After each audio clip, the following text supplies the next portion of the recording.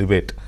ఆంధ్రప్రదేశ్ ఎన్నికల్లో ఈసారి చాలా సున్నితమైన అంశాలు తెర మీదకి వస్తున్నాయి. చాలామంది విజ్ఞులు, మేధావులు, అలాగే కవులు, కళాకారులు, రచయితలు కూడా ఈసారి ఎన్నికల్ని చాలా క్షుణ్ణంగా అబ్జర్వ్ చేస్తున్నారు. అలాగే కొంతమంది అయితే నేరుగా పాలిటిక్స్ని అబ్జర్వ్ చేస్తూ ఆంధ్రప్రదేశ్ సమాజంలో వాళ్ళ ఒపీనియన్స్ని చెప్పే ప్రయత్నం చేస్తున్నారు. కానీ పూర్తిగా మేధావి లోకం ఎందుకో ప్రజల్ని చైతన్యపరిచే బాధ్యతని తీసుకోలేదు ఈసారి.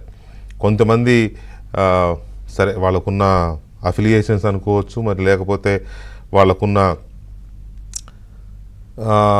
ఏమో ఆర్థికపరమైన ఇటువంటివి కూడా ఉండొచ్చు, ఆరోపణలు అయితే ఉన్నాయి, ప్రచారం అయితే జరుగుతుంది కొంతమంది.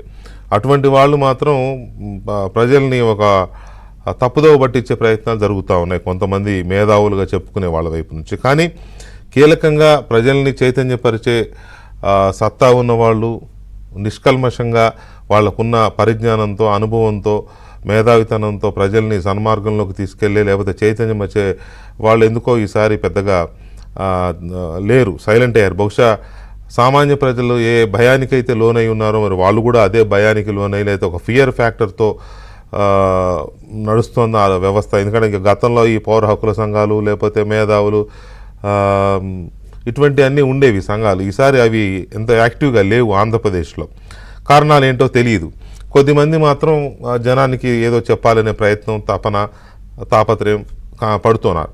అయితే ఇది ఎందుకు చెప్పాల్సి వస్తుందంటే, మనకి తెలుసు జొన్నవిత్తుల రామలింగేశ్వరరావు గారు. ఆయన ప్రముఖ కవి, రచయిత, చమత్కారి, ప్యారడీ పాటలు రాస్తారు. ఎవరినైనా విమర్శించాలంటే ముఖం మీదే విమర్శిస్తారు, చెప్పాలనుకుంటే ముఖం మీదే చెప్పేస్తారు. అలాంటి రామలింగేశ్వరరావు గారు కానీ లేకపోతే విశాఖపట్నంలో జేడి లక్ష్మీనారాయణ గారు కానీ ఇలాంటి కొద్దిమంది అక్కడక్కడ డైరెక్ట్గా ఎన్నికల రంగంలో దిగారు ఈసారి.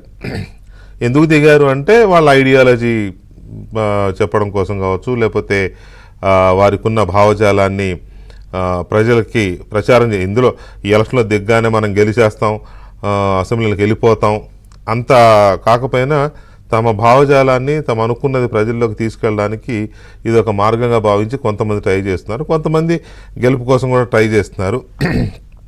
గెలుపు ఎలా ఉంటుంది ఏంటి అనేది అది ప్రజల స్పందనను బట్టి, వీళ్ళు పెట్టే డబ్బు కట్టలను బట్టి ఉంటుంది. అది మరి అంత పోటీ పడగలరా లేదా అనేది ఇప్పుడున్న పరిస్థితుల్లో చెప్పడం కష్టమే. ఏమైనా మనతో జొన్నవిత్తులు గారు లైవ్లో ఉన్నారు, వారితో మాట్లాడదాం. జొన్నవిత్తులు గారు నమస్కారం అండి.